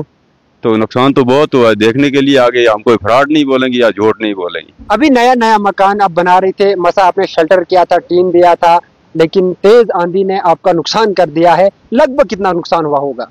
नुकसान तो देखने के लिए इधर तो हम तो ऐसे बोल नहीं सकते, लेकिन देखने के लिए इधर क्या मतलब बनेगा तो कैसे होगा, लेकिन ऐसे अंदाजा लगा सकते हैं हम कि कम से कम 2-1.5 लाख का नुकसान हुआ है। क्या अपील करना चाहेंगे जिला इंतजामिया से? जिला इंतजामिया से यही अपील करना चाहते हैं कि कोई मौके पे टीम भेजें और मौके पे देखें। अगर हम झूठ बोलेंगे या हमारे पास कोई सबूत नहीं या कुछ नुकसान नहीं होगा तो वो भी हो सकता है, लेकिन टीम कोई आनी चाहिए, देखनी चाहिए। यहाँ पर अगर बात की जाए तो एमएलए साहब से क्या रिक्वेस्ट, क्या तवक्को रख सकते हैं आप? एमएलए साहब से यही रिक्वेस्ट है हमारी कि जनाब गरीबों की तरफ ख्याल रखें और ऐसे ऐसे अगर काम होते रहेंगे तो जनाब जरूरी उनका भी फर्ज बनता है, कुछ मदद हमको मिलनी चाहिए। और नाज़रीन किराम, आपको बता दूं, जब घर बनाना होता है तो काफी मुश्किलात रहती है और काफी अरसा लग जाता है। और इनका कहना है साफ साफ कि नया मकान बना रहे थे और जब तेज आंधी चलती है और मुश्किल से हमने परिवार बचाया। इसी सब को लेकर नायब सरपंच साहब भी यहाँ पर मौजूद है, इनसे भी बात करेंगे। सबसे पहले आपका इस्तकबाल करता हूँ नायब सरपंच साहब, आप यहाँ के बिल्कुल हमसाये, इस घर के बिल्कुल हमसाये हैं, क्या कहना चाहेंगे? रात को जब आंधी आती है पूरे इलाका जो है डर और खौफ में रहा, और उसके बाद इस घर के हवाले से अगर बात करें तो कितना कुछ लग रहा है आपको नुकसान है अभी? शुक्रिया मुदस्सिर साहब आपका और आपके चैनल का भी। आप वक्तन फवक्तन यहाँ पे आके गरीब लोगों की आवाज़ बनते हो और एडमिनिस्ट्रेशन तक इस बात को पहुँचाते हो। मैं बोलता हूँ ऐसे चीज़ें और ऐसी इंसानियत, ये एक मिसाल रहती है। रहा रात का मसला जो आंधी का था, ये मेरी भी इस वक्त लगभग 45 साल एज है। इस एज में पहली बार मैंने अगर घबराया हूँ तो कल रात को मैं घबराया हूँ। और हवा इतनी तेज़ थी कि जो जहाँ पे था, शुक्र है अल्लाह का कि रात के टाइम में ये वाक़ा हुआ। दिन को होता तो अल्लाह जाने कि कितनी कैजुअलिटी हमें यहाँ पे देखने को मिली। और तो मैं बोलता हूँ कि यहाँ पे कोई घर ऐसा नहीं है जिस गरीब ने कहीं टीन का फटा लाया था, वो छत के ऊपर बिठा के रखा था, उसको इस वक्त उस टीन की फटे की मतलब वापस आने की कोई गुंजाइश हमने ढूंढा भी। आज दिन को हमने पूरा सर्च किया इलाके में, कहीं भी कोई चीज़ हमें वापस मिल नहीं रही है जो हमारे घरों से हवा ने उड़ा ली है। रहा इस घर का मसला, मैं बोलता हूँ सबसे पहले शुक्र है अल्लाह का कि माल और जान का नुकसान नहीं हुआ। इसमें जो इनका मकान था, ये मेरे वार्ड नंबर 3 के अंदर, मैं 3 नंबर की बात करूंगा, यहाँ पे एज ए हमसाया भी हूँ मैं यहाँ पे। लिहाजा ऐसा जैसा राजू सिंह का नुकसान है, इतना बड़ा नुकसान दूसरे घर को हमें देखने को नहीं मिला। मेरी तरफ से, पूरी वार्ड नंबर 3 के लोगों की तरफ से, पूरे इलाका कोटी की तरफ से एडमिनिस्ट्रेशन को हमारी पुरजोर अपील रहेगी, ये गुजारिश रहेगी। आज तक हमने उनसे कुछ नहीं मांगा है, लिहाजा कोटी की तरफ वो ध्यान दें और ऐसे ऐसे केसेस को वो सॉल्व करें जो इन चीज़ों के मुस्तहिक हैं, जो इनके हक रखते हैं। इसके अलावा जो हमारे दरख्त थे वो भी डैमेज हो चुके हैं, वो भी ऐसे ही पड़े हुए हैं। मक्की जो खेतों में लगाई हुई थी वो भी तो मिसमार हो गई है। जब मकान उड़ने लगे तो मक्की और दरख्तों की तो बात ही नहीं थी। किसी बेचारे गरीब को, किसान को अगर एक अखरोट का दरख्त इस वक्त गिर गया है या उससे उसकी वो टहनियाँ जो गिरी हैं, उसकी उम्मीदें थी उस पर कि मेरा आने वाला जो भविष्य है, चलो 10,000 का मैं अखरोट बेचूं तो इसी हालात में अपने बच्चों का सहारा बनूं। लिहाजा आज ऊपर वाले ने उस सहारे को भी हम गरीब लोगों से छीन लिया। तो एडमिनिस्ट्रेशन से गुजारिश है कि ऐसी चीज़ों पर फोकस किया जाए और कम से कम इतना करें कि इसमें हफ्ता 10 दिन की गुंजाइश ना रखें। वो कल के बाद टीम बनाएं और इलाके में सर्च करें, क्योंकि अगर राजू सिंह का मकान इस वक्त डैमेज है, अब ये 1 या 2 कमरे इसके पास हैं, ये पूरा डैमेज है इसको, अब इसने बच्चों को यहाँ पे बिठाना भी है। अब ये एडमिनिस्ट्रेशन को उनकी टीम का इंतजार करने के लिए 10 दिन का वेट नहीं कर सकता। कल की डेट में ये इसको छत डालेगा या पूरे गाँव मिलकर इसको हम छप्पर यहाँ पे बना देंगे। लिहाजा परसों अगर कोई पटवारी आएगा वो बोलेगा नहीं अभी गिरा ही नहीं था। लिहाजा डीसी साहब हमारे बड़े अच्छे हैं, जब से वो डोडा में आए उनने सदारत संभाली है, तब से हर गरीब को इंसाफ मिला है। तो मुझे उम्मीद है कि वो तुरंत इस पे एक्शन लेंगे और हम गरीबों तक पहुंचेंगे। बहुत शुक्रिया नाज़रीन किराम। ज़मीनी हकाइक ये बता रहे हैं कि पंचायत कोटी में अगर बात की जाए तो बहुत सारे घरों को नुकसान पहुंचा है, लेकिन सबसे ज्यादा नुकसान अगर पहुंचा है तो वो राजू सिंह के घर को पहुंचा है। जिस तरह से नायब सरपंच ने कहा कि फिलफोर जो है लोगों को मदद मिलनी चाहिए एडमिनिस्ट्रेशन के ओर से, और कोई भी ताखीर इस चीज में ना की जाए, ताकि आने वाले कल में, जिस तरह से इनका कहना है कि राजू सिंह के जो परिवार है अभी जो है इस घर में रहने के काबिल नहीं है, क्योंकि जो छत है वो पूरी तरह से गायब है और अंदर बैठना जो है खतरे से खाली नहीं है। पूरी तरह से घर जो है मैं कहूँगा मिसमार हो चुका है। आने वाले कल में जो है उम्मीदें, जहाँ पंचायत कोटी के जितने भी लोग हैं उनकी उम्मीदें टिकी है कि एडमिनिस्ट्रेशन बहुत जल्द जो है इस मामले की जांच करे और टीम, जो भी टीम बनानी है कल से ही शुरू करे। जिस तरह से एक्स नायब सरपंच ने कहा कि जनाब जितना जल्दी हो सके वो जो है लोगों तक मदद मिलनी चाहिए, और जिस तरह से इन्होंने कहा कि मक्की या फिर अखरोट के दरख्त या फिर जितने भी फ्रूट्स के दरख्त है वो गिरे हैं उनका भी मुआवजा जो है लोगों को मिलना चाहिए। फिलहाल इंडिया ट्रिब्यून के लिए इतना ही। अपने मेजबान मुरसिरवानी को दीजिए इजाजत, खुदा। कल तक जो मौसम है वो चेंज हो सकता है, और वहीं अगर कल रात की अगर हम बात करें वहीं पर जो कि बादल जो कि छाए थे और वहीं पर आधी रात को जो कि बारिश हुई काफी ज्यादा तेज, और आज सुबह की भी अगर हम बात करें तो कुछ समय पहले जो कि बादल छाए थे, लेकिन वहीं अब तेज धूप जो कि वो देखने को मिल रही है। अभी भी आप अगर आसमान की ओर देखें तो देखिए किस तरीके से तेज धूप देखने को मिल रही है। और वहीं कल आपको बताया गया था हमने कि कल जो कि अगले 72 घंटे तक जो कि मौसम चेंज रहेगा, और वहीं अगर आज की भी बात करें अभी फिलहाल धूप है, लेकिन कहीं ना कहीं आशंका जताई जा रही है कि जो मौसम है वो चेंज हो सकता है और बारिश जो कि वो हो सकती है। अभी भी फिलहाल कई इलाकों की अगर हम बात करें तो कई इलाकों में अभी भी जो मौसम है वो चेंज है। कई इलाकों में अभी भी बारिश जो कि हल्की बारिश चल रही है और कई इलाकों में जो कि बादल छाए हैं। अगर वही कटरा की बात करें या बाकी पहाड़ी इलाकों की बात करें तो अभी भी वहाँ पर जो कि मौसम चेंज है और वहाँ पर जो कि बादल छाए और कई इलाकों में जो कि हल्की बारिश चल रही है। लेकिन जो भी तस्वीरें बिल्कुल आप जम्मू से देख पा रहे हैं, और जम्मू में इस वक्त जो कि कड़ी तेज धूप है और वहीं जो कि गर्मी से लोग काफ़ी ज़्यादा परेशान है। कहीं ना कहीं काफ़ी ज़्यादा परेशानियों का सामना इन तमाम लोगों को करना पड़ रहा है क्योंकि गर्मी काफ़ी ज़्यादा बढ़ चुकी है और ह्यूमिडिटी काफ़ी ज़्यादा है। लेकिन अगर हम आज की भी बात करें तो टेम्परेचर कहीं ना कहीं कम है और कहीं ना कहीं जो गर्मी है वो थोड़ी सी कम है पहले दिनों से, क्योंकि गर्मी से कहीं ना कहीं राहत मिली है बारिश के बाद। और अभी फ़िलहाल मौसम में कहीं ना कहीं चेंज जो कि आया है और अभी फ़िलहाल कुछ जगहों पर हवाएं चल रही हैं। अभी भी फ़िलहाल तेज़ धूप के साथ कहीं ना कहीं थोड़ी राहत भरी सांस जो कि लोगों को मिल रही है, क्योंकि फ़िलहाल जो मौसम है वो कहीं ना कहीं गर्मी से थोड़ी सा कम है और जो गर्मी है वो कहीं ना कहीं थोड़ी सी कम है, ताकि लोग जिससे राहत पा रहे हैं। और अभी फ़िलहाल जो पसीने हैं पिछले कुछ दिनों से लोगों के छूट रहे थे गर्मी के कारण, अभी फ़िलहाल उनसे भी कहीं ना कहीं लोगों को राहत मिली है। आप सभी लोग अपने एरियाज़ के बारे में कमेंट सेक्शन में बताएं कि आपके इलाकों में क्या कुछ मिजाज है मौसम का, क्या कुछ हाल है आपके इलाकों में मौसम का, और कहाँ कहाँ पर बीती रात को बारिश हुई है और कहाँ कहाँ पर अभी जो हल्की बारिश है वो चल रही है। ज़रूर हमारे कमेंट सेक्शन में बताते चलिएगा। फ़िलहाल अगर पहाड़ी इलाकों की भी बात करें तो हर जगह पर इस वक्त जो कि बताया जा रहा है कि अभी फ़िलहाल जो बादल है वो छाए हैं पहाड़ी इलाकों की ओर, लेकिन कहीं ना कहीं जम्मू में इस वक्त जो कि तेज़ धूप है। हालांकि कुछ समय पहले जो कि बादल छाए थे, लेकिन वहीं अभी फ़िलहाल तेज़ धूप देखने को मिल रही है। और वहीं पर लोग जो कि अपने घरों से बाहर निकलना भी पसंद नहीं कर रहे, क्योंकि लोग काफ़ी ज़्यादा गर्मी से परेशान हैं। और इस वक्त जो ज़्यादा परेशानी का सामना कर रहे हैं वो है छोटे बच्चे जो कि स्कूल जाते हैं, लेकिन कहीं ना कहीं गर्मी से वो काफ़ी ज़्यादा परेशान है। अब आप सभी लोग इस वीडियो को भी शेयर करिएगा और जितने भी छोटे बच्चे हैं, बच्चों के पेरेंट्स हैं, वो इंतज़ार कर रहे हैं कि कब समर वेकेशंस पड़ेंगी ताकि उनके बच्चे जो कि घर रह सके। और आप सभी लोग जो कि इस वीडियो को भी शेयर ज़रूर करते चलिएगा। अपने एरियाज़ के बारे में ज़रूर हमारे कमेंट बॉक्स में बताते चलिएगा। देखते रहे इंडियन ट्रिब्यून न्यूज़। मुझे दीजिए इजाज़त। जय हिंद। उनका इलाज होता है। जब गरीब को प्रॉब्लम आती है वो एक छोटे से हॉस्पिटल में जाता है, अगर वहाँ भी डॉक्टर नहीं है फिर वो कहाँ जाएगा। ये हमारे साथ बातचीत करने के लिए महेंद्र जी जो आम आदमी पार्टी के एक खास चेहरे हैं, और उन्होंने कहा कि आज भी हम एमएलए महराज मलिक की सपोर्ट में, और जिस तरह वो पूरे ज़िले के किस तरह आप इसको देख रहे हो, जिस तरह कल से जो है जेएमसी डोडा में एक बहुत बड़ा हंगामा देखने को मिल रहा है। देखिए, जब भी इस तरह की प्रॉब्लम आती है तो वहाँ पे लोगों को सफ़र करना पड़ता है। तो हमारा ये जो नारा था, यानी इलेक्शन के अंदर हम गए थे कि हमने हेल्थ और एजुकेशन पे हम प्रॉपर बात कर रहे थे। और देखिए, सबसे बड़ी बात है कि डॉक्टर्स हैं उनकी भी रिस्पेक्ट होनी चाहिए। अगर भगवान के बाद उनकी रिस्पेक्ट नहीं हो रही है, जिस तरह डॉक्टर का ये कहना है कि हमने 20 से 25 साल बहुत ज़्यादा मेहनत मशक्क़त के बाद जो है ये पोस्ट हासिल की है, लेकिन आज कहीं ना कहीं हमारे साथ नाइंसाफ़ी की जा रही है, हमें ब्लेम किया जा रहा है। तो ये किस हद तक ठीक है? मैं आपको कहता हूँ कि डॉक्टर्स, भगवान के बाद अगर किसी पे विश्वास किया जाता है वो डॉक्टर्स होते हैं। और डॉक्टर्स जो होते हैं एक रिस्पॉन्सिबल पोस्ट है। जब आप वहाँ पर हैं तो आपको अच्छा काम करना है ना। अगर आप वो पोस्ट आपको मिल गई तो क्या आप काम नहीं करेंगे?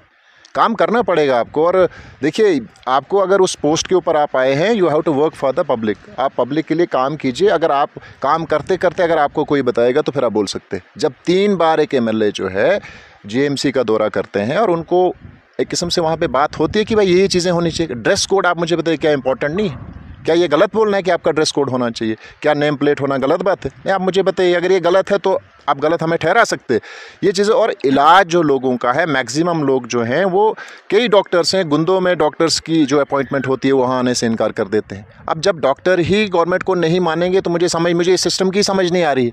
अभी क्या लगा, सिस्टम में सुधार देखने को मिल रहा है या कहीं ना कहीं जो आज जब माहौल है ज़िला डोडा का, जब वो चीज़ दिखती है फिर वो होता है ना।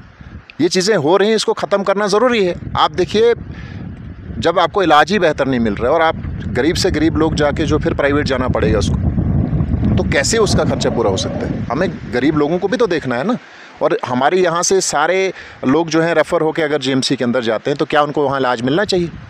और वहाँ से मैं अभी सुन रहा था कि एक आदमी की जो है डेथ हो जाती है, उनकी मशीन काम नहीं करती। आपने करोड़ों रुपए खर्च कर दिए और कोई आदमी मर जाता है, उसकी रिस्पॉन्सिबिलिटी किसकी है? आप बोल सकते हैं कि हाँ जी उसकी तो मौत आई हुई थी, यार मरना है, लेकिन अगर वो मशीन चल जाती क्या पता उसकी सांस चल सकती थी, उसकी मौत नहीं हो सकती थी।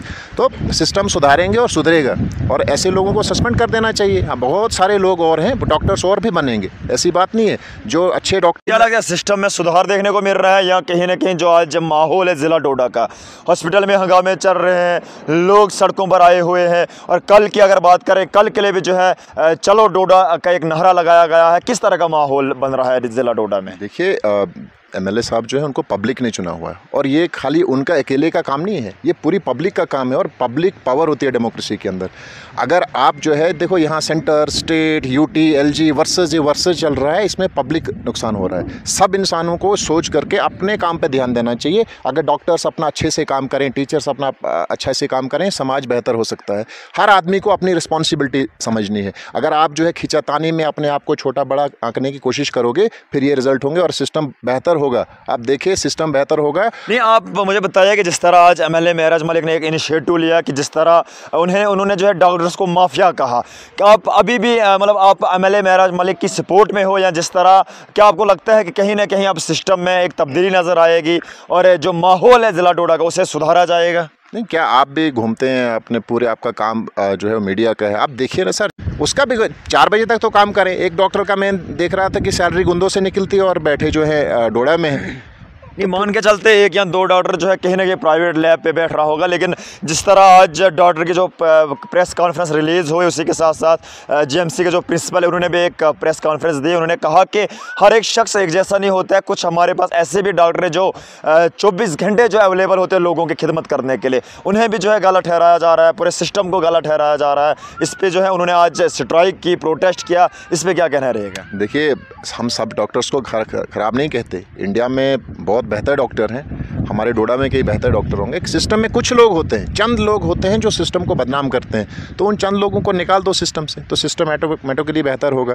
तो सिस्टम को बेहतर करना है, और हेल्थ के ऊपर तो कोई कंप्रोमाइज़ नहीं होगा। और वहाँ पे लोग जो हैं, देखो यहाँ हमेशा लोगों को जो है जानवर समझा जाता है, गरीब लोग जो हैं उनकी कोई वैल्यू नहीं समझी जाती है, स्टिल उनको ह्यूमंस कंसिडर नहीं किया जाता है, उनकी वैल्यू नहीं होती है। देखो एक कोई बड़ा आदमी होता है, उसको हार्ट अटैक आ जाता है या कहीं छोटी सी प्रॉब्लम हो जाती है, बड़े बड़े हॉस्पिटल्स में उनका इलाज होता है। जब गरीब को प्रॉब्लम आती है वो एक छोटे से हॉस्पिटल में जाता है, अगर वहाँ भी डॉक्टर नहीं है फिर वो कहाँ जाएगा? ये हमारे साथ बातचीत करने के लिए महेंद्र जी, जो आम आदमी पार्टी के एक खास चेहरे हैं, और उन्होंने कहा कि आज भी हम एमएलए महराज मलिक की सपोर्ट में, और जिस तरह वो पूरे ज़िले की अगर बात करें सिस्टम को जो सुधारने की कोशिश कर रहे हैं, चाहे डॉक्टर हो या भी कई दिगर हेल्थ सेक्टर की मैं बात करूं, वो चाहते हैं कि कब गरीबों के साथ जो है इंसाफ किया जाएगा। आज भी कहीं ना कहीं वो लोगों के साथ खड़े हुए हैं। अब देखना ये होगा क्या एमएलए महराज मलिक ज़िला डोडा के जो हेल्थ सेक्टर्स हैं क्या उन्हें सुधारने में कामयाब होते हैं, और क्या लोग एमएलए महराज मलिक की सपोर्ट में आते हैं, ये अभी देखना बाकी है। फिलहाल दीजिए इजाज़त, बहुत बहुत शुक्रिया।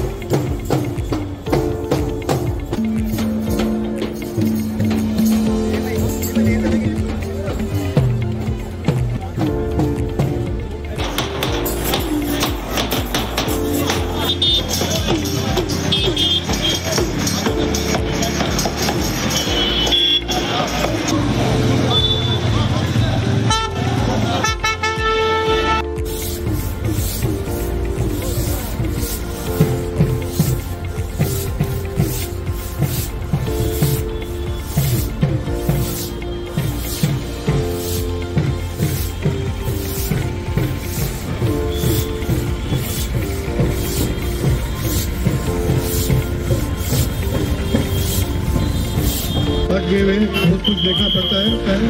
हमारी मकसद यही अपने गली के आप हमारे पिताजी के ताकि ये मैसेज पूरी टाउन अपनी मैसेज हमारे अनता के जीवेदार लोगों तक पहुंचाए, ताकि जो इस प्रोग्राम का मुद्दा और मकसद है वो पाई तक हमसे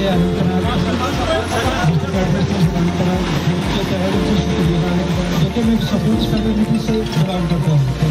मैं इनका जिनके अभी कह रहे हैं उसे एडमिनिस्ट्रेशन का शुक्रगुजार हूँ जिन्होंने मुझे ब्रांड एम्बेसडर बनाया इस अच्छे मैसेज के साथ। स्वच्छ भारत पिछले 10 सालों से काम कर रहा है। मैं चाहता हूँ कि हर एक जवान, हर एक लड़का, हर एक जो भी यूथ है वो आगे आए। हम उनका वेलकम कर रहे हैं यहाँ पे। बहुत शुक्रिया एडमिनिस्ट्रेशन का, ये एक बहुत ही अच्छा मिशन है। हम जब अपना माहौल साफ सुथरा रखेंगे तो तभी हम आगे बढ़ सकते हैं। Thank you. इनिशिएटिव लिया है अर्बन लोकल बॉडीज ने। मैं तहे दिल से डायरेक्टर साहब का भी शुक्रगुजार हूँ और जो डिस्ट्रिक्ट एडमिनिस्ट्रेशन है उनका भी शुक्रगुजार हूँ। खासकर जो हमारे सुहेल साहब हैं, सीओ साहब, उनका भी बहुत शुक्रगुजार हूँ। मेरी गुजारिश रहेगी अवामुल नाज से जो भी गार्बेज उनके घरों से निकलता है वो घरों में रखे, क्योंकि हमारे जो सफाई कर्मचारी साहिब हैं वो बहुत अच्छा काम करते हैं, हार्ड वर्कर हैं वो। मगर मुझे यही बुरा लगता है जब ये सड़कों पे फेंका जाता है तो उसे लगता है कि हम अच्छी सिटीजन नहीं है। इसलिए मेरी गुजारिश यही रहेगी जो भी गार्बेज निकले वो अपने घरों में डस्टबिन में रखे। सुबह हमारे सफाई कर्मचारी आते वो गाड़ी में लेकर उसको जो हमारी डंपिंग साइट पर है वहाँ पे ले जाएंगे। वाकई शुक्रिया, बहुत बहुत शुक्रिया। के तहत एक मुहिम चलाई जा रही है, उसमें यही मुद्दा मकसद उसका यही है कि हमारे जो अड़ोस पड़ोस है, जो हमारे वाटर बॉडीज है, जो हमारे लेनेज है, उनको साफ सुथरा रखना है। इसी सिलसिले में हमने हमारे जो ब्रांड एम्बेसडर्स है, जो हमारे सिविल स्टेट के यहाँ सीनियर सिटीजन को हमने मदद किया ताकि ये भी हमारे इस रैली का पार्टिसिपेट करें, ताकि इनकी मैसेज लोगों तक पहुँचे कि जो हमारा माहौल है वो ठीक तरह से होना चाहिए। इसी सिलसिले में हमने ये एक इनिशिएटिव लिया on the direction of the वर्दी चीफ एग्जीक्यूटिव ऑफिसर कि ये आज हम करने जा रहे हैं। देख रहे हैं कि कितने बच्चों ने यहाँ पार्टिसिपेट किया। मुद्दा और मकसद ये है कि ताकि इनकी भी मैसेज ताकि इस सोसाइटी को जाए कि वो भी अपने जो इनके अपने रिश्तेदार हैं, हमसाए, पड़ोसी हैं, जो स्कूल स्टूडेंट, ये मैसेज वहाँ तक पहुँच जाए कि वो भी इन तक, बल्कि हमारा माहौल को साफ, अगर हम माहौल साफ है तो जमानत हमारी है कि हम भी ठीक रहेंगे, हमारा माहौल भी ठीक रहेगा। This the continue process from the urban local bodies. आप ये देख रहे हैं कि हर एक म्यूनसिपलिटी में आज हो रही है। अच्छा मिशन है, अच्छी मैसेज पास हो रही है, इसमें बहुत अच्छा डिसीजन है डिस्ट्रिक्ट एडमिनिस्ट्रेशन ये एक बहुत अच्छा इनिशिएटिव भी है। ये होना चाहिए, ड्राइव होनी चाहिए, जो भी हमारे जो माहौलियात है वो साफ रहनी चाहिए। हमारा फर्ज भी बनता है, जो भी जितने भी यूथ है इसके साथ जुड़े, ये एक अच्छा काम है, ये होना चाहिए। बहुत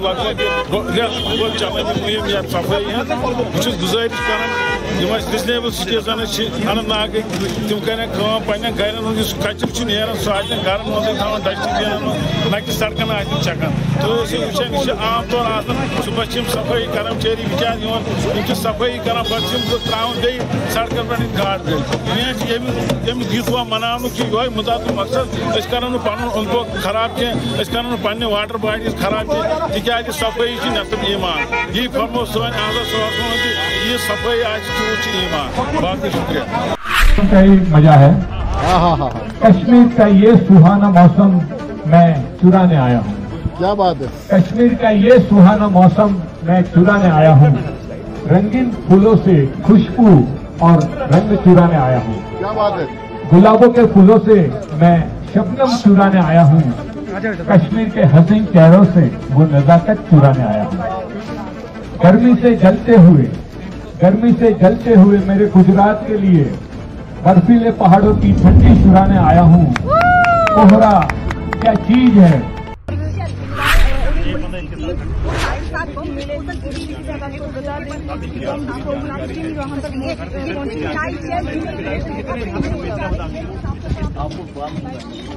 डिफ्यूज है सर, ये लाइव है, ये तो बता दीजिए। अभी कुछ बताएंगे। Okay sir. नमस्कार दर्शकों, इंडियन ट्रिब्यून न्यूज में आप सभी का बहुत बहुत स्वागत है और मैं हूं पल्लवी। आप सभी पेरेंट्स के लिए ये जरूरी खबर हो सकती है और जरूरी जानकारी हो सकती है। आपको बता दूं कि एक 13 वर्षीय बच्चा जिसकी बहुत ही दर्दनाक मौत हुई और कारण ये था कि उसे हार्ट अटैक आया गया और लेकिन उसे और उसके पेरेंट्स को ऐसा लगा कि बच्चे को एसिडिटी हो चुकी है और उसके कारण उस बच्चे के पेट में दर्द हो रहा है। और उसी के बाद आपको बता दें कि इसके बाद जब उन्होंने गौर नहीं किया बच्चे पर, बच्चे की इस प्रॉब्लम पर गौर नहीं किया तो अचानक से बच्चे की मृत्यु हो गई। काफी ज्यादा दर्दनाक मौत जो कि इस बच्चे की हुई है और इस बच्चे की उम्र मात्र जो कि 13 वर्ष बताई जा रही है। आपको बता दें कि क्या पूरी खबर है, ध्यान से सुनते चलिएगा और इस वीडियो को शेयर जरूर करते चलिएगा ताकि तमाम पेरेंट्स सतर्क रहें और उनके बच्चों को अगर कोई भी प्रॉब्लम आती है, दिक्कत आती है तो वो तुरंत अपने बच्चों को अस्पताल में लेकर जाएं। और अभी फिलहाल आपको बता दूं कि रात को 1 बजे के करीब जो कि उस बच्चे को दर्द होता है, पेन होता है, और हॉस्टल सहायक को लगा कि उस बच्चे को एसिडिटी की दिक्कत हुई है।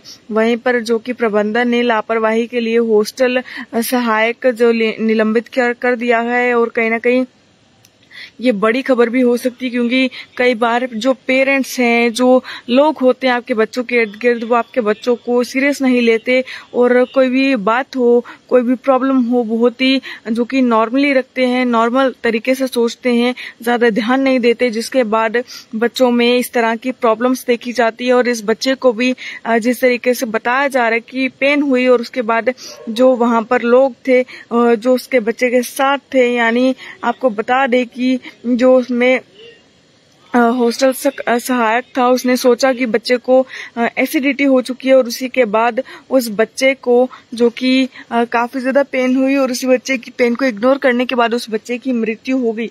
और आपको बता दें कि वो बच्चा 13 वर्ष का दर्द के साथ तड़पता रहा, लेकिन कहीं ना कहीं तड़प कर जो कि उस बच्चे की मृत्यु हुई।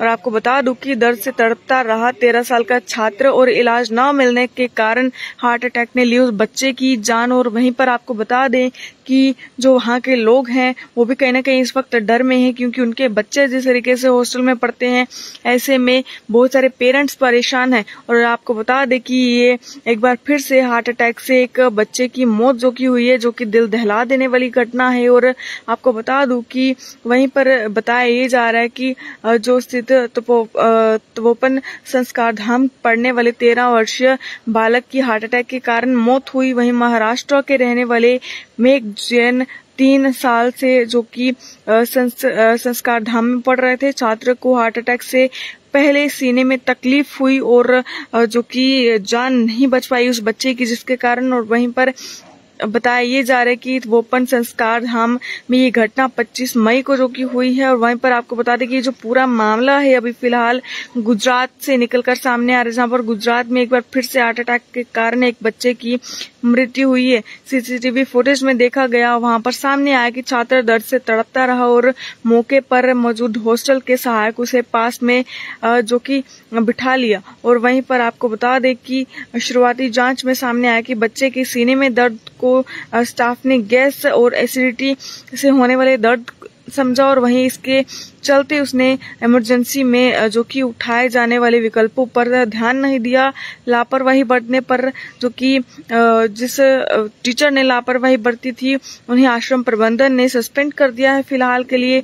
और हार्ट अटैक ने जान गंवाने वाले मेघ जैन तपोवन संस्कार धाम में जो पढ़ते थे 9वीं कक्षा में, और आपको बता दूं कि मेघ जैन की मौत जो कि तपोवन संस्कार धाम शोक में ये हुई है, और वहां पर अभी फिलहाल काफी ज्यादा दुख का माहौल है, और दूसरे छात्र भी काफी ज्यादा सदमे में हैं।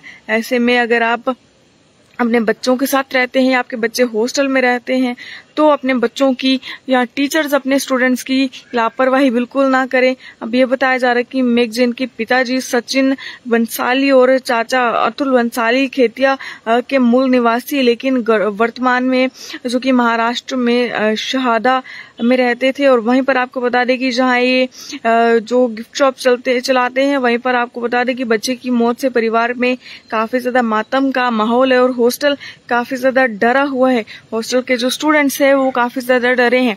ऐसे में आप सभी लोग सभी पेरेंट्स अपने बच्चों की साथ लापरवाही बिल्कुल ना करें। अगर आपके बच्चों को छोटी सी भी कोई प्रॉब्लम होती है तो तुरंत ही अपने बच्चों को अस्पताल में लेकर जाएं, ताकि उनका जल्दी से जल्दी जो इलाज है वो हो, चाहे उन्हें कोई भी पेन हो, चाहे कुछ भी हो, उनका उपचार जल्दी से जल्दी हो, और वो बिल्कुल ठीक होकर वापस घर लौटे। अब फिलहाल ये हार्ट अटैक था या बच्चा किस तरीके से उस बच्चे की मृत्यु हुई है तो कहीं ना कहीं जांच का विषय भी है, लेकिन रिपोर्ट्स के अनुसार ये बताया जा रहा है कि बच्चा कहीं ना कहीं हार्ट अटैक के कारण जो कि पेन हुई उसे, और उन टीचर्स ने उस पेन को हल्के में लिया और उस बच्चे को एसिडिटी की दवाई दी, यानी उसका उपचार के लिए उसे हॉस्पिटल में नहीं लिया गया, उसे जो कि लापरवाही बरती गई, जिसके कारण उस बच्चे की जान चली गई। आप सभी लोग ओम शांति भी कमेंट बॉक्स में लिखते चलिएगा, साथ ही इस वीडियो को शेयर करते चलिएगा, और अपनी राय को भी बताते चलिएगा, और अपने बच्चों का ध्यान जरूर रखते चलिएगा, ताकि आपके बच्चों के साथ इस तरह की घटना ना हो। आप सभी देखते रहे इंडियन ट्रिब्यून न्यूज। मुझे दीजिए इजाजत। जय हिंद। ऑपरेशन सिंदूर खत्म नहीं हुआ बल्कि कुछ समय के लिए सस्पेंड किया गया था। अभी आपको बता दूं कि कल फिर से सायरन बजेगा और कल फिर से मॉक ड्रिल होगी। वहीं पर आपको बता दूं कि बड़ी खबर इस वक्त की जो निकल कर आ रही है, आपको बता दूं कल यानी 29 मई को यहाँ मॉक ड्रिल जो की होगी। और साथ ही साथ आपको बता दूं कि पाकिस्तानी सीमा से स्टे है या इलाके जिस तरह के हैं, वहीं पर आपको बता दूं कि कल फिर से एक बार कुछ बड़ा जो कि वो होने वाला है। और आपको बता दूं कि अब फिलहाल बताया जा रहा है कि इस महीने यानी आपको बता दे तो 7 मई को जो कि भारत सरकार ने पूरे देश में मॉक ड्रिल की थी। और ये मॉक ड्रिल किसी भी युद्ध की स्थिति में लोगों को तैयार रहने के लिए कराई गई थी। वहीं पर आपको बता दें कि इसमें बताया जा रहा है कि इससे पहले वाली रात यानी 6 से 7 मई की रात को ही भारत ने ऑपरेशन सिंदूर के तहत पाकिस्तान में चल रहे कई आतंकियों कैंपों को तबाह किया था। वहीं आपको बता दें कि अब एक बार फिर से सरकार ने जो कि 4 राज्यों और केंद्रीय शासित प्रदेशों में जो कि 29 मई को मॉक ड्रिल कराने को जो कि जा रहे हैं। और वहीं पर आपको बता दें कि जिस तरीके से पिछले काफी समय से जिस तरीके से हालात बने थे और उसी को मद्देनजर रखते हुए देखा गया है कि कल फिर से जो मॉक ड्रिल है वो की जाएगी और कल कुछ बड़ा जो कि वो हो सकता है। ऐसे में पिछली बार भी जो कि ब्लैकआउट हुआ था और साथ ही आपको बता दें कि सायरन बजाए गए थे और कल फिर से वही चीजें देखने को मिल सकती हैं। साथ ही साथ आपको ये भी बताना चाहूंगी कि बहुत सारे लोग परेशान होंगे, लेकिन कहीं ना कहीं आपको बता दें कि पैनिक होने की जरूरत नहीं है। और जब ब्लैकआउट होगा तो आप इन चीजों का ध्यान रखें कि ब्लैकआउट के समय आपके घरों की लाइट्स बंद रहें और साथ ही साथ अगर टॉर्च ऑन हो तो वो भी बंद रखें। साथ ही अगर इन्वर्टर्स की लाइट ऑन हो तो उसे भी बंद रखें। और आपको बता दें कि जब ब्लैकआउट होगा तो टोटली पूरे तरीके से आपको अंधेरा रखना है। और ये जो ब्लैकआउट है कुछ ज़्यादा समय के लिए नहीं होने वाला है, यानी रात 8 बजे के बाद कुछ समय के लिए जो कि ब्लैकआउट रहने वाला है। और आपको बता दूं कि बहुत जो कि ये ज़रूरी सूचना है तमाम लोगों के लिए कि पूरे प्रदेश में एक बार फिर से जो कि ब्लैकआउट होगा और इसके अलावा मॉक ड्रिल भी की जाएगी। ब्लैकआउट के साथ जो कि कई जिलों में जो कि विभिन्न जगहों में मॉक ड्रिल की जाएगी। और ऐसे में फिलहाल किसी को भी पैनिक होने की जरूरत नहीं है और पैनिक क्रिएट करने की जरूरत नहीं है। ये कोई आपको बता दें कि मॉक ड्रिल जो कि इससे पहले भी हुई थी तब भी बिल्कुल आपको बता दिया जाए कि सायरन बजाया गया था ताकि आप लोग अवेयर हो जाएं, अलर्ट हो जाएं। साथ ही आपको बता दें कि आतंक के खिलाफ भारत की तरफ से चल रहे ऑपरेशन सिंदूर के बीच हरियाणा में एक बार फिर से ब्लैकआउट होगा। और ब्लैकआउट के साथ जो कि कई ऐसे जो जगहें हैं जहां पर मॉक ड्रिल की जाएगी। और वहीं आपको बता दें कि ये सारी गतिविधि हरियाणा में 29 मई को होगी, यानी कल के दिन ये मॉक ड्रिल होगी और सायरन भी बजेगा और ब्लैकआउट भी होगा। और साथ ही आपको बता दें कि इसमें बताया जा रहा है कि वीरवार शाम यानी कल शाम 8 बजे ब्लैकआउट होगा। उसके बाद आप सभी को जो लाइट्स हैं वो ऑफ रखनी है, अपने टॉर्च ऑफ रखनी है और लाइट्स ऑफ रखनी है। साथ ही साथ इन्वर्टर्स की लाइट्स भी ऑफ रखनी पड़ेगी। साथ ही आपको ये भी बताना चाहूंगी इस ब्लैकआउट के दौरान जो कि अस्पताल और अग्निशमन केंद्र और साथ ही साथ पुलिस स्टेशन जैसी आवश्यक आपातकालीन सीमाएं जो कि वो शामिल नहीं होंगी, यानी ये सब खुले रहेंगे। लेकिन वहीं अगर हम बाकी जगहों की बात करें तो वो सब जो कि बंद रहेगा। और वहीं पर आपको मैं ये भी बता दूं कि इस मुख्य उद्देश्य मौजूदा आपातकालीन तंत्र की जो परीक्षण है वो साथ ये बता दें कि नागरिक प्रशासन और सुरक्षा बलों और स्थानीय समुदायों के बीच समन्वय के सुधार जो करने के लिए ये सब किया जा रहा है। इससे पहले जो कि बता दें कि हरियाणा सरकार की तरफ से ऑपरेशन जो कि सिंदूर का नाम जो कि दिया गया था। वहीं पर आपको बता दें कि ब्लैकआउट के अलावा विभिन्न जगहों को जो कि शाम 5 से रात बजे के बीच जो कि मॉक ड्रिल की जाएगी और इसकी गतिविधि की पूरी रिपोर्ट जो कि गृह मंत्रालय को भेजी जाएगी। अभी फिलहाल बड़ी खबर जो कि निकल कर आ रही थी और बता दें कि 4 जिलों में जो कि ये मॉक ड्रिल होगी और वहीं पर कौन कौन से ये इलाके हैं वो चीज़ भी आप ध्यान से सुनते चलिएगा। और आपको बता दें कि इस वक्त की बड़ी जो खबर है वो आपको जो कि हम अपने चैनल के माध्यम से बता रहे हैं, जहां पर कल के दिन मॉक ड्रिल होगी और वहीं पर आपको पैनिक होने की जरूरत नहीं है। आप बिल्कुल आपको बता दें कि बिल्कुल आराम से आप अपने घरों पर रहें। और अगर आप सेकंड फ्लोर पर रहते हैं या थर्ड फ्लोर पर रहते हैं तो आपको बिल्कुल ग्राउंड फ्लोर पर रहना है ताकि आप आराम से अपने घरों पर रह पाएं। और आपको बता दें कि इससे पहले भी सुरक्षा बलों के द्वारा पाकिस्तानियों की कई ऐसे जो ठिकाने हैं उसे जो कि वो ध्वस्त किया गया था, और वहीं पर कई जो आतंकी हैं उन्हें भी मुंह तोड़ जवाब दिया गया था, और इसमें जो कि कई आतंकी मारे भी गए थे। और आपको बता दें कि फिर से एक बार मॉक ड्रिल जो कि होने जा रही है, और ऐसे में बता दें कि जो सायरन है वो भी बजाया जाएगा। और आपको बता दें कि ये जो मॉक ड्रिल है ये कल होने वाली है, और कल आपको बता दें कि 6 बजे के माफ़ कीजिएगा 8 बजे के बाद जो कि ब्लैकआउट रहेगा। और साथ ही अगर आपके घरों पे खिड़कियां हैं, कांच की खिड़कियां हैं, तो आप उन खिड़कियों से भी दूर रहिएगा, क्योंकि कई बार जो कि धमाके की आवाज़ से ये जो खिड़कियां हैं कांच की ये टूटती हैं, जिसके बाद कई लोगों को जो कि चोट भी पहुंचती है। तो इन चीज़ों का ध्यान रखें आप। इसमें फ़िलहाल जो जम्मू कश्मीर, गुजरात, राजस्थान, पंजाब, हरियाणा जैसे जो डिस्ट्रिक्ट्स है वो इस वक्त फ़िलहाल बताई गई हैं। और साथ ही साथ आप सभी लोग इस वीडियो को, इस खबर को ज़रूर शेयर करते चलिएगा, और साथ ही अपनी राय को भी कमेंट बॉक्स में रखते चलिएगा। फ़िलहाल आप सभी लोगों को डरने की ज़रूरत नहीं है। हमारी सुरक्षा बल, हमारी सेना जो है वो तैनात है पूरे तरीके से, ताकि जितने भी भारतवासी हैं उन्हें जो कि सुरक्षा दी जाए और पूरे तरीके से। साथ ही साथ आप जय हिंद भी कमेंट सेक्शन में ज़रूर लिखते चलिएगा। और कल मॉक ड्रिल होने वाली है, आगे की क्या कुछ अपडेट आएगी वो भी आप तक ज़रूर साझा करेंगे, और आप अपनी राय को कमेंट सेक्शन में रखते चलिएगा और इस वीडियो को शेयर भी करते चलिएगा। देखते रहें इंडियन ट्रिब्यून न्यूज़। मुझे दीजिए इजाज़त।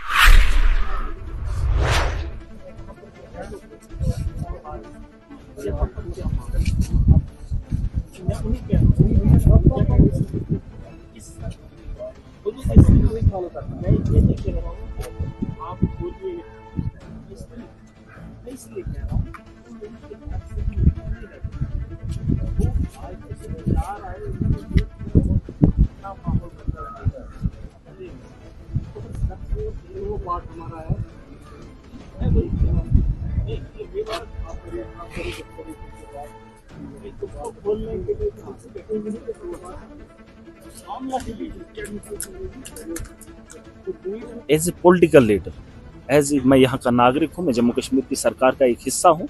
मैं इसलिए नहीं कह रहा हूँ, मैं इसलिए कह रहा हूँ जो हमारे लोग मजबूर हैं, जो एक डर के माहौल में अभी भी हैं, जिन लोगों ने ये कार्रवाई की है और उसके बाद जंग भी हुई, और उसके बावजूद भी अगर इन जगहों को खोला नहीं जाएगा तो उससे एक गलत मैसेज आ रहा है।